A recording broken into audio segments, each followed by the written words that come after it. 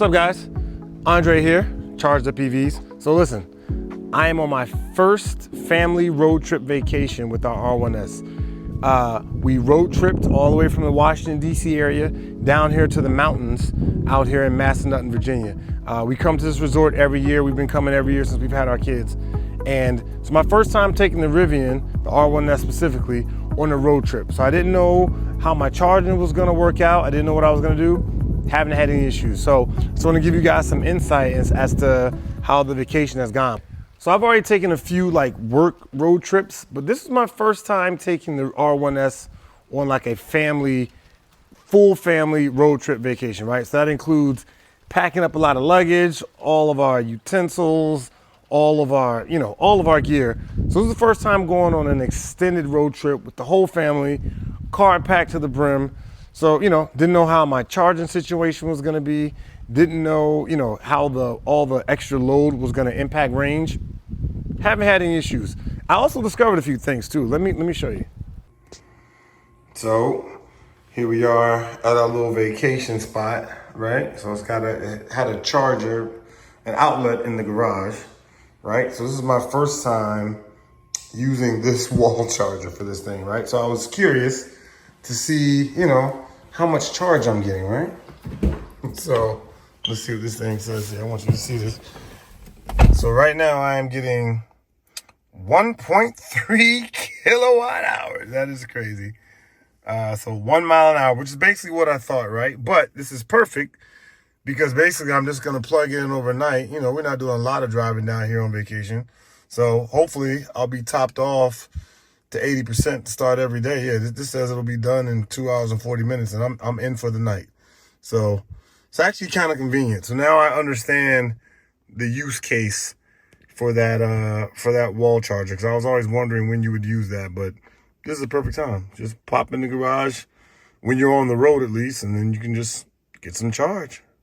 Okay, so I have the wall charger here, but let's talk about how I really planned out this whole vacation. Okay. So if you've watched any of my previous videos on my channel, you'll know that any successful road trip with an EV starts with planning your route out, right? So let's open up the Rivian app here and let's go ahead and click a new plan trip. And all right, Gainesville, that's where I live.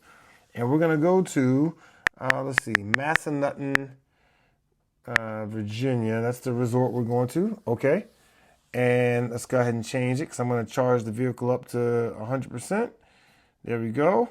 And let's go ahead and click plan trip. See what this says here. Oh, okay. So this road trip is only 91 miles.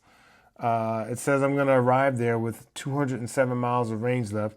Okay, that's fine. I guess that's actually kind of easy. So it actually doesn't even have me stopping to charge because you can do that pretty easily. So let me zoom in here. I'm just curious to see what this random charger is. A Tesla charger. Oh, adapter needed. All right, but I'm not even going to bother staying there. Oh, what do we have here? A Rivian Adventure Network. So there's an alternate route I can take. All right, that'll take me the interstate way, and it wants me to stop there for 14 minutes. So no, I don't need that. I just was curious to see what that Adventure Network charger looked like. But again, this is a 91-mile trip. No need to stop here. Okay, so even though we don't need to charge on our way down, I always recommend sort of scouting out where you're going to be going at your final destination, just so you can sort of figure out what your charging situation is going to be, right? So we're going to be staying there on the resort. What do we have here? Ooh, so in the town there in Harrisonburg, there's a Tesla supercharger, and guess what? I have that A to Z adapter. So, okay, I may be using this charger when I drive down there. Okay, so that'll be, okay, perfect. So, okay, because we will be down there for 7 days, so I wouldn't mind finding a place where I could do like some fast charging. So this is actual footage of me at that Tesla supercharger in town. So the first day of vacation, we drove directly down to our unit. We checked in, we moved in, and then my wife wanted to go to town to get groceries, right, for the week.